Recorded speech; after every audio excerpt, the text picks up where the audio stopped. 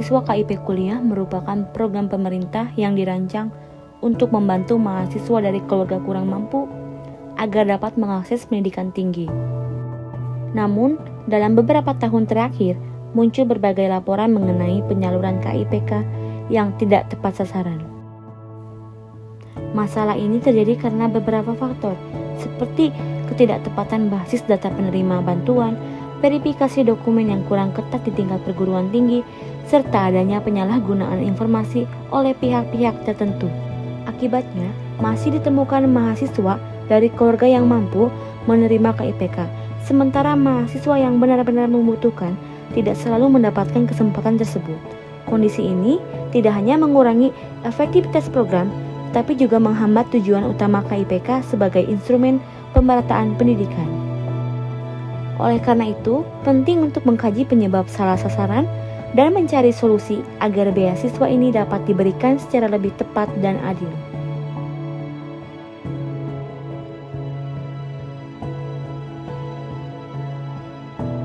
Bisa disasar ke pemerintah atau ke instansi terkait juga ya tentang gimana seleksinya.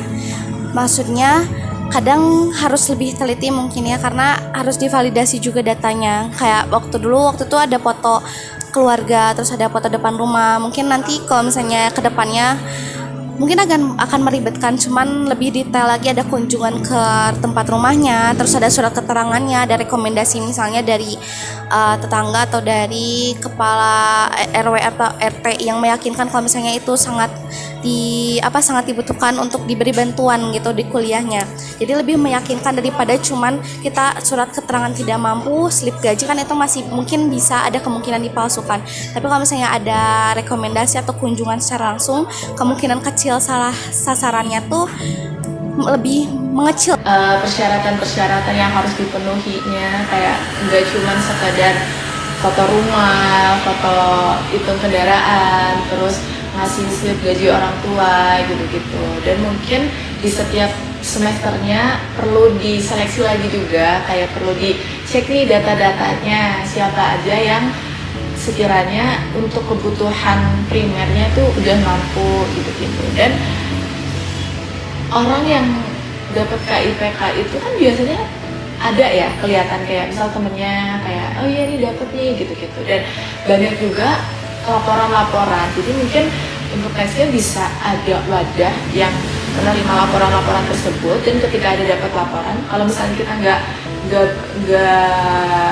possible untuk menanyai satu-satu, mungkin kita bisa lebih ke fokus ke yang dapat laporan-laporan itu dari orang lain, terus habis dapat laporan terus kita baru nanyai orang yang dilaporkan tersebut. Mungkin ya pelan-pelan aja, kalau misalnya ya bisa ya diperhitungkan kan ya Kak, kalau misalnya kamu dapat pemasukan selain dari KPK dari apa aja nih, terus kamu per bulannya pengeluarannya berapa, buat makan berapa, buat kuliah berapa, buat transportasi berapa gitu-gitu.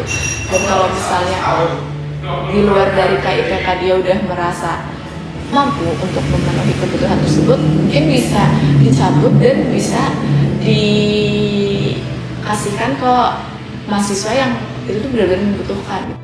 Kembali lagi ke pemerintah ya, karena kan KIPK itu dari pemerintah ya, dan kita gak tahu gimana cara pembagiannya juga, kita gak tahu sebenarnya ya. Kan ada yang bilang bahwa harusnya gak pukul rata dapat segitu, ada yang ya banyak lah isu-isunya gitu. Jadi yang mungkin harus diperbaiki itu dari bukan pengelolaan, lebih ke harus mengganti semua kayak staff, dan ya dari atas sampai bawahnya juga harus benar-benar diganti, karena dari atasnya juga kita gak tahu dapat berapanya, bagaimana cara penyeleksiannya. Pasti kan setiap layer-layer dari atas itu memiliki syarat-syarat yang berbeda gitu untuk ke bawahannya, supaya bisa naik ke atas gitu, supaya langsung bisa lolos gitu. Pertama, kami menginginkan sistem penyeleksian yang kawan-kawan Ormawa terlibat di dalamnya. Dalam artian bukan hanya BEM tapi teman-teman seluruh Ormawa, karena saya yakin yang memiliki yang memiliki pengalaman dan juga kacamata yang lebih tajam itu adalah kawan-kawan ormawa sebetulnya, kawan-kawan mahasiswa lagi. Jadi saya rasa selagi mahasiswa atau ormawa aktif di kampus, ya mereka seharusnya bisa dilibatkan dalam hal seperti ini. Bukan hanya ini menjadi trust ya mahasiswa terhadap ormawa, juga ini menjadi sebuah legacy buat teman-teman ormawa bisa lebih paham lagi terhadap kondisi-kondisi mahasiswa yang ada di prodinya. Terus yang kedua adalah transparansi yang jelas gitu, karena setiap setiap penyeleksian KIP terus juga memang kuota dan sebagainya macamnya itu tidak memiliki transparansi minimal. Meski sekalipun transparansi ini tidak bisa disampaikan terhadap mahasiswa baru, minimal penerimaan mahasiswa baru ini tidak yang lewat jalur KIP tidak terlalu membludak gitu. Dalam artian ketika nanti kuotanya hanya sekian atau di luar daripada mahasiswa maba yang masuk ke kampus lewat jalur KIPK, artinya nanti ada beberapa orang gitu yang akan gugur jadi mahasiswa gitu karena memang terkendala oleh kuota tersebut. Terus yang ketiga, Kemendikbud bisa lebih menambahkan beasiswa KIP ini gitu sehingga beasiswa ini bisa merata ke seluruh pelosok penjuru, termasuk mungkin Universitas Muhammadiyah Bandung yang hari ini baru 9 tahun juga baru membangun identitas kampus, sehingga memang perlu juga mahasiswa yang banyak, juga mungkin bisa dibantu oleh Kemendikbud yang hari ini juga melihat kampus-kampus MIDAL gitu di Kota Bandung atau mungkin di penjuru-penjuru yang lain gitu, sehingga bisa lebih up levelnya. Mahasiswa pendaftar KIPK mereka bisa masuk melalui 3 jalur. Yang pertama adalah jalur SNBT, yang kedua SNBT, dan ini adalah jalur saringan masuk Unpad jalur mandiri. Nah, pada saat mereka mendaftar SNBT, SNBT maupun SMUK, sebetulnya mahasiswa yang mendaftar ke Unpad itu akan mendaftar melalui jalur yang sesuai dengan kriteria mereka masing-masing. Artinya mereka tidak akan daftar SNBT reguler maupun SNBT reguler, tapi akan melalui SNBP dan SNBT khusus untuk KIPK. Dan mereka juga harus terdaftar dulu di sistem pendaftaran KIPK-nya. Nah, di sana kan sebetulnya sudah banyak sekali persyaratan-persyaratan yang dipenuhi. Misalnya, pertama mereka harus punya PIP waktu mereka SMA. Kalau mereka sudah menerima PIP di waktu SMA, otomatis mereka sudah memenuhi beberapa kategori. Di antaranya adalah mereka terdaftar di DTKS. Yang kedua, mereka bisa jadi terdaftar di data program P3KI ya, program pengentasan kemiskinan ekstrim, gitu ya. Nah, kemudian mereka juga melampirkan karena penghasilan orang tua, melampirkan juga rekening listrik, kemudian juga pembayaran pajak dan lain sebagainya, yang memang bisa digunakan sebagai bukti menunjukkan verifikasi kondisi ekonomi mereka. Setelah mereka lolos itu, barulah kemudian mereka mendaftar melalui jalur SNP dan SNBT-nya masing-masing. Nah, setelah ada dinyatakan diterima di Unpad, nanti kami akan menerima daftar nama yang dikirimkan oleh PPAPT pada laman KIPK. Kami sebagai operator perguruan tinggi. Nah, setelah itu kami akan cross-check kembali data mereka masing-masing. Prosedurnya atau penjaringan begitu ya, kita melalui beberapa tahap. Yang pertama itu administrasi, gitu ya, administrasi. Setelah lolos administrasi, kemudian ke wawancara. Wawancara dilakukan oleh dosen-dosen yang mana tersebar dari seluruh fakultas. Kemudian setelah wawancara itu ke CBT. Setelah itu dapat tuh kita data yang terjaring, kemudian kita kumpulkan dengan orang tua teh. Jadi orang tua dipanggil. Oh, satu lagi yang kurang itu adalah terkait fisik daripada rumah tinggal, gitu ya. Bagaimana cara kita mencek fisik rumah tinggal? Itu tim kami melakukan video call, gitu ya, atau pokoknya harus melihat gitu keadaan, dan itu random, apa itu namanya, waktunya gitu ya. Jadi kecuali kalau misalnya mahasiswa sedang di luar baru reschedule. Maksudnya kenapa? Agar tidak ada persiapan terlebih dahulu, kurang lebih begitu ya. Jadi kita bisa lebih objektif di sana.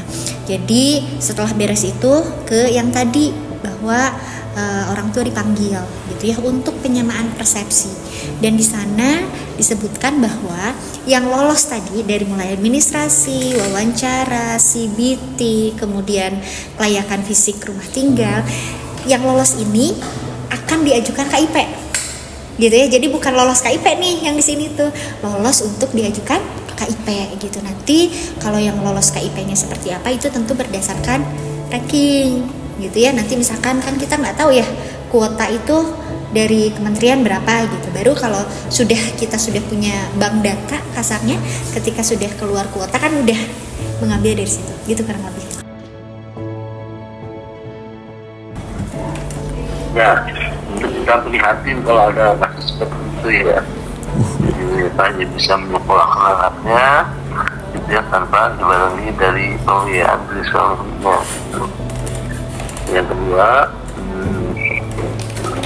ini bagus dilakukan pemerintah mengembalikan ASN yang masalah ya itu mahasiswa Indonesia yang bermasalah. Nah jadi saya harus ada evaluasi menyeluruh deh ya terkait rekrutmen dan direkrut. Dan saya minta pemerintah itu nunjuk bulan ini untuk rekrutmen gitu ya. Ya kalau mau kerjasama ya boleh ya. Protokol yang ada di sekolahnya apa gitu ya, sehingga nanti pengawasannya lebih ketat. Itu diperuntukkan bagi mahasiswa yang berprestasi dari yang tidak mampu. Nah, sehingga ada ukurannya berdasarkan tes Sesjen Kemdikti-Saintek.